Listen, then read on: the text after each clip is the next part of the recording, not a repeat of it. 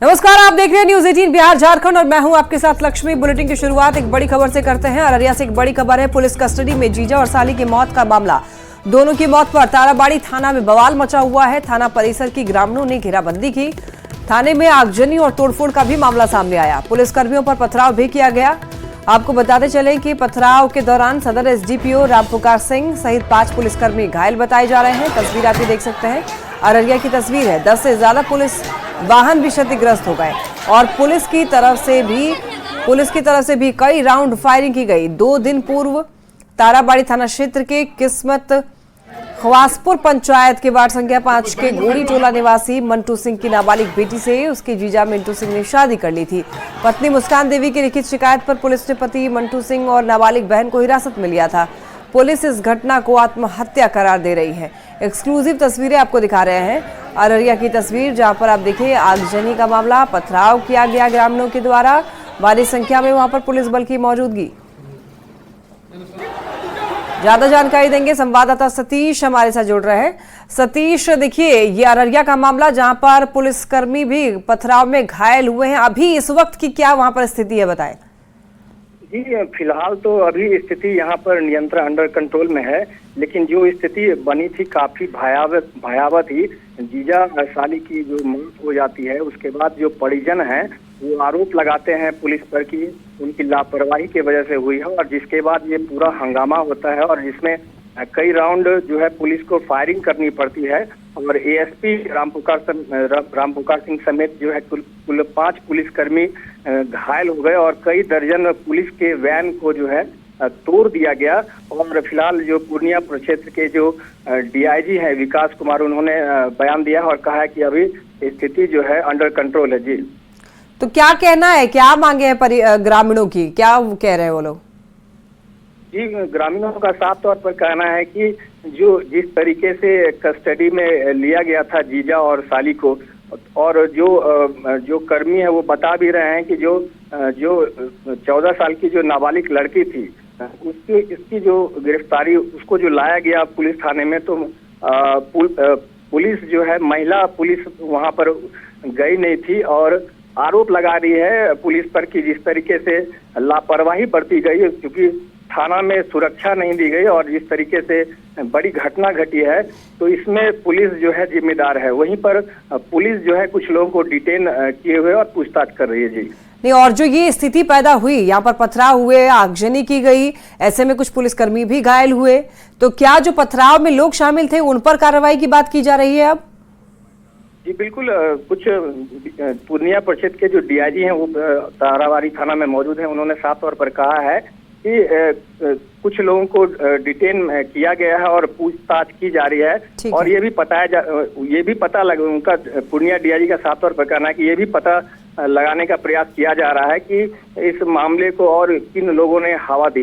वहीं पर दूसरी तरफ ग्रामीणों का आक्रोश जो है बिल्कुल चरम पर है, लेकिन अभी जो स्थिति है वो थाना के बाहर। ठीक है, यानी कि कुल मिलाकर की स्थिति अब कंट्रोल में है और कार्रवाई जारी है। फिलहाल बहुत शुक्रिया आपका तमाम जानकारियों के लिए सतीश। आज ग्रामीणों द्वारा थाना परिसर को घेर कर पथराव किया गया और जो आगंतुक कक्ष है उसमें भी आग लगा दी गई। आग को तो बुझा लिया गया है और इस पूरे प्रकरण में 3-4 पुलिस पदाधिकारी हमारे कर्मी को चोट लगी है।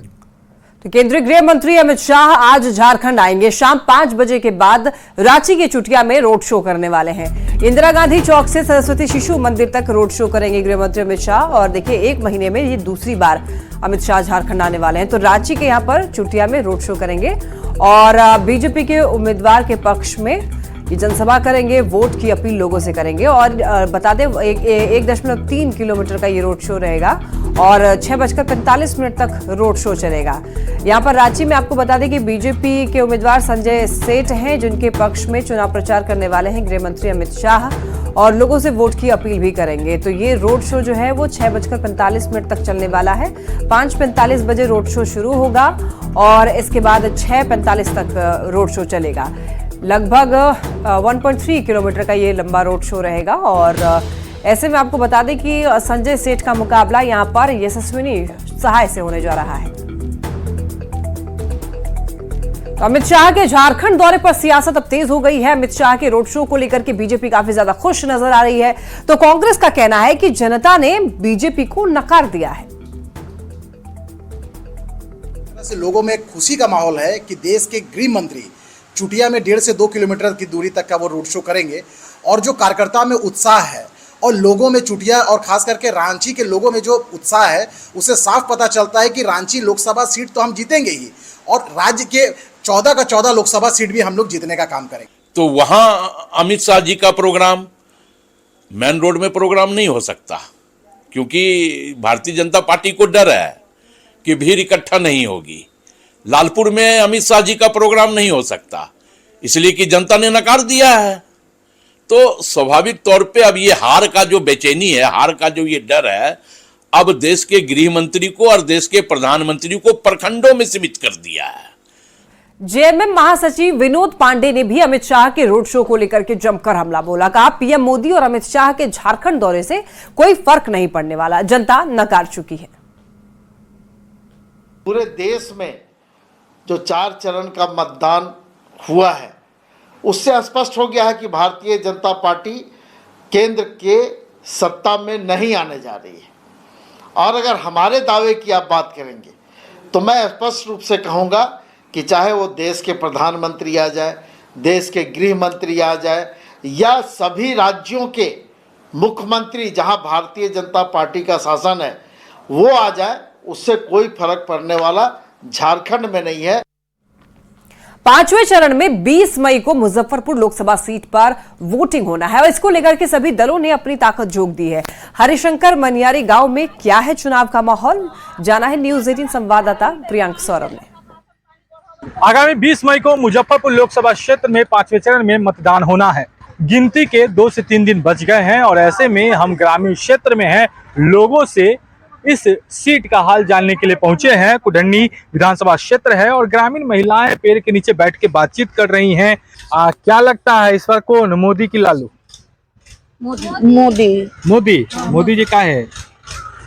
देखलखिन सबके मते गरीब अमीर सबके राशन जेना भेलै, पैसा कौड़ी दुनिया संसार देखलक। पहले एने लगा एने मारपीट एने छीन बरैया, अखनी शांत है, सब शांत है। हाँ, शांत। हमरा सके 50 रुपया अच्छी मिले इंदिरा आवास, ओसे घर बनते 50,000 से 25,000 से, ओहो न मिले उजुर लगैली है। तो राशन बढ़ा दथिन, वृद्धा पेंशन बढ़ा दथिन, पैखाना के पैसा दथिन, हुनके पड़ते हिनकर कमल छाप। हाँ। मोदी जी कहला बहुत कलथिन, कथी कह देलन, कुछ न कलते, महंगाई रही से कुछ कलथिन ना। महंगाई कम है अभी? हाँ, कम है। पहले ज्यादा रहे? हाँ, ज्यादा रहे। राशन जो मिल रहे से बहुत गरीब के राहत हो गए। महीना दिन चल जाए। इस बार आप लोग के मन में क्या चल रहा है, मोदी जी चल रहे हैं कि लालू यादव? ना, मोदी जी। हाँ, लालू जी के बेटा जो है तेजस्वी घूम रहे हैं, खूब हेलीकॉप्टर से होता आ रहे हैं, उसको से कोई मतलब नहीं। तमाम जो बुजुर्ग महिलाएं या फिर ग्रामीण क्षेत्र की महिलाएं हैं, उन्होंने अपनी बातें बताई हैं। खासकर जो मुद्दा है ग्रामीण क्षेत्र में सबसे महत्वपूर्ण मुद्दा बन गया है कि जो केंद्र सरकार फिलहाल गरीबों को फ्री में अनाज दे रही है, यह मुद्दा इन लोगों के मन में बैठा हुआ है। मुजफ्फरपुर से न्यूज 18 के लिए प्रियांक सौरभ। पटना साहिब और पाटलिपुत्र लोकसभा सीट पर चुनाव को लेकर जिला प्रशासन की भी पैनी नजर है और जिले में कई कंट्रोल रूम काम कर रहा है। डीआरसीसी कार्यालय में शिकायत कोषांग का गठन हुआ, जिसमें चुनाव में शराब का इस्तेमाल, पैसे का वितरण, फेक न्यूज, प्रलोभन, दंगा या किसी प्रकार की शिकायत मिलने पर तुरंत कार्रवाई की जाएगी। इसको लेकर जिला प्रशासन ने टोल फ्री नंबर भी जारी किया है। टोल फ्री नंबर है 1950। डीआरसीसी कंट्रोल रूम का जायजा लिया न्यूज 18 संवाददाता रजनीश कुमार। लोकसभा चुनाव को लेकर पटना जिले में अलग अलग कई कोषांग काम कर रहा है, जिसमें डीआरसीसी कार्यालय में भी कोषांग जो है 24/7 काम कर रहा है। यानी किसी प्रकार की शिकायत को लेकर अगर वोटर्स चाहेंगे तो सीधे संपर्क कर सकते हैं। इसके साथ साथ जो मतदाता सूची में नाम जुड़वाने या वोट गिराने में कौन कौन सा डॉक्यूमेंट्स काम करेगा, इसको लेकर भी एक तरह से जानकारी प्राप्त कर सकते हैं। तो यहाँ के जो तमाम अधिकारी हैं या कर्मी हैं वो काउंसलर की भी भूमिका निभाते हैं। इसके साथ साथ निगरानी की टीम हो या फिर जो उड़न दस्ता है उसको यहाँ से मूव कराया जाता है। तो देख सकते हैं किस प्रकार से ये कोषांग काम कर रहा है। यानी जो मतदाता हेल्पलाइन कोषांग है उसके लिए एक टोल फ्री नंबर भी यहाँ पर जारी किया गया है। कोषांग हमारा बहुत कारगर है और यह आचार संहिता के बाद से 3 शिफ्ट में चल रहा है और हर शिफ्ट में हम 8 हंटिंग लाइन टोटल हैं। हर शिफ्ट में हम लोग ने 13 कर्मी दिए हुए हैं, रात में भी लोग हैं, कर्मी हैं। और जो भी व्यक्ति हैं जिनको अपने जो भी है मतदाता सूची से संबंधित कोई भी जानकारी चाहिए तो वो यहाँ पे फ़ोन करते हैं टोल फ्री नंबर पे। हम उन्हें अच्छे तरह से पूरी जानकारी देते हैं और जैसे किसी को अपना मतदान संख्या जानना है, उसमें क्या क्रमांक संख्या है, तो उनकी एपिक नंबर से हम उनको इसकी पूरी जानकारी देते हैं। आचार संहिता लागू होने तक चुनाव तक जो है ये पूरा कंट्रोल रूम जो है काम करेगा। इसी प्रकार से जिलाधिकारी कार्यालय में कंट्रोल रूम काम कर रहा है। जो DRCC कार्यालय जानकारी हमने आपको दे दी। किसी प्रकार की अगर शिकायत करनी हो या किसी प्रकार की गड़बड़ी की जानकारी हो तो तुरंत आप जो है 1950 पर संपर्क कर सकते हैं। अधिकारी तुरंत यहां से मूव करेंगे। इसके साथ साथ आपके शिकायत पर एक्शन भी लिया जाएगा। कैमरामैन अमित के साथ रजनीश कुमार, न्यूज़ 18 पटना। और इस बीच हेमंत सोरेन से जुड़ी हुई एक बड़ी खबर सामने आ रही है। अंतरिम जमानत पर सुनवाई, सुप्रीम कोर्ट में इस मामले में सुनवाई टल गई। मंगलवार को सुप्रीम कोर्ट में अब सुनवाई होगी इस मामले में। तो हेमंत की जमानत पर सुनवाई टल गई है, ये बड़ी खबर है। ईडी को सोमवार तक अंतरिम जमानत पर जवाब देना होगा। चुनाव प्रचार के लिए हेमंत सोरेन ने जमानत मांगी थी। अंतरिम जमानत, आपको ये बता दें कि अरविंद केजरीवाल के ग्राउंड पर जमानत मांगी गई। हालांकि कहा यह जा रहा है कि कई चीजें अरविंद केजरीवाल की अलग है हेमंत सोरेन से, इसी वजह से सुनवाई में भी देरी हो रही है। सुनवाई टल गई है। फिलहाल सुप्रीम कोर्ट में इस मामले को लेकर सुनवाई टली है। मंगलवार को सुप्रीम कोर्ट में अब इस मामले को लेकर के सुनवाई होगी। तो ये बड़ी खबर, हेमंत सोरेन की अंतरिम जमानत पर सुनवाई टल गई है। और ज्यादा जानकारी देने के लिए संवाददाता सुशील पांडे हमारे साथ जुड़ रहे हैं। सुशील, देखिए हेमंत सोरेन की अंतरिम जमानत पर सुनवाई टल गई है, इसको लेकर क्या कुछ अपडेट मिल रहा है? जी देखिए, साफ तौर से हेमंत सोरेन की तरफ से चुनाव प्रचार के लिए अंतरिम जमानत की मांग की गई थी, लेकिन फिलहाल आज उन्हें कोर्ट से राहत नहीं मिली है। लेकिन इस पूरे मामले में सुप्रीम कोर्ट ने ईडी के वकील से उनकी अंतरिम जमानत पर जवाब मांगा है। सोमवार तक जो ईडी के वकील है वो सुप्रीम कोर्ट में अपना जवाब दाखिल करेंगे। उसके बाद मंगलवार को हेमंत सोरेन की अंतरिम जमानत याचिका पर सुनवाई किया जाएगा और मंगलवार को यह तय किया जाएगा सुप्रीम कोर्ट के द्वारा कि चुनाव प्रचार के लिए झारखंड के पूर्व सीएम हेमंत सोरेन को जमानत दी जाए या न दी जाए। तो निश्चित रूप से हेमंत सोरेन के लिए एक बड़ी कहीं न कहीं खबर होगी मंगलवार को, क्योंकि निश्चित रूप से आज इस तरह की बात सुप्रीम कोर्ट में हुई जिसमें कपिल सिब्बल की तरफ से कहा गया कि जो आरोप ईडी के द्वारा जमीन आवंटन के मामले में लगाया गया है वो निराधार है, उनके पास कोई पर्याप्त सबूत नहीं है और उन्होंने ऐसा कोई भी तथ्य कोर्ट के समक्ष नहीं रखा जिससे यह माना जाए कि पर्याप्त सबूत ईडी के पास इस मामले में है। अब ऐसे में ये देखना होगा कि जब मंगलवार को सुनवाई सुप्रीम कोर्ट करेगा तो हेमंत सोरेन को राहत मिलती है या फिर नहीं। सुशील, देखिए यहाँ पे एक महत्वपूर्ण बात यह है कि अरविंद केजरीवाल केस का हवाला दिया गया है। तो ऐसे में कहा यह जा रहा है, कुछ विशेषज्ञों का कहना है कि दोनों जो केस है वो अलग अलग है। तो ऐसे में अरविंद केजरीवाल केस के आधार पर हेमंत सोरेन को अंतरिम जमानत मिलना मुश्किल हो सकता है। जी देखिए, हेमंत सोरेन और अरविंद केजरीवाल की अगर केस की बात करें तो अरविंद केजरीवाल सिटिंग सीएम थे, उन्होंने अपने पद से इस्तीफा नहीं दिया था। वो एक संवैधानिक पद पर बने हुए थे और दिल्ली में चुनाव था, अपने पार्टी के राष्ट्रीय संयोजक रह चुके हैं। क्योंकि हेमंत सोरेन ने अपने पद से इस्तीफा दे दिया है, वो पूर्व सीएम है। तो इन तथ्यों को अगर देखा जाए तो निश्चित रूप से इस पूरे मामले में दोनों केस अलग है। लेकिन चुनाव प्रचार के लिए हेमंत सोरेन जो जमानत मांग रहे हैं उसमें सीधे तौर पर यह कहा जा रहा है कि वो पार्टी के नेता हैं, संयोजक भी रह चुके हैं, लिहाजा उनकी जिम्मेदारी बनती है कि वो एक राज्य के मुख्यमंत्री रह चुके हैं, लिहाजा उनकी ये जिम्मेदारी बनती है कि चुनाव को लेकर वो प्रचार प्रसार करें। और निश्चित रूप से केजरीवाल की केस का उदाहरण इस पूरे मामले में जरूर दिया जा रहा है, क्योंकि साफ तौर से अरविंद केजरीवाल को भी चुनाव प्रचार के लिए जमानत दिया गया है।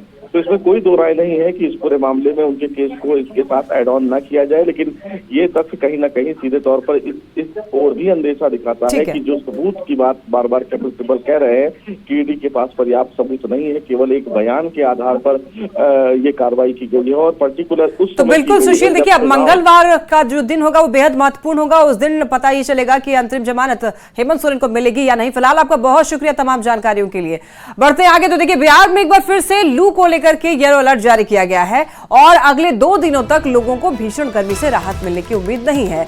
तो मौसम से जुड़ी यह खबर, मौसम विभाग ने पटना समेत एक साथ राज्य के 19 जिले के लिए येलो अलर्ट जारी किया है और लोगों से लू से बचने की अपील भी की गई है। ज्यादा जानकारी दे रहे हैं न्यूज 18 संवाददाता रजनीश कुमार।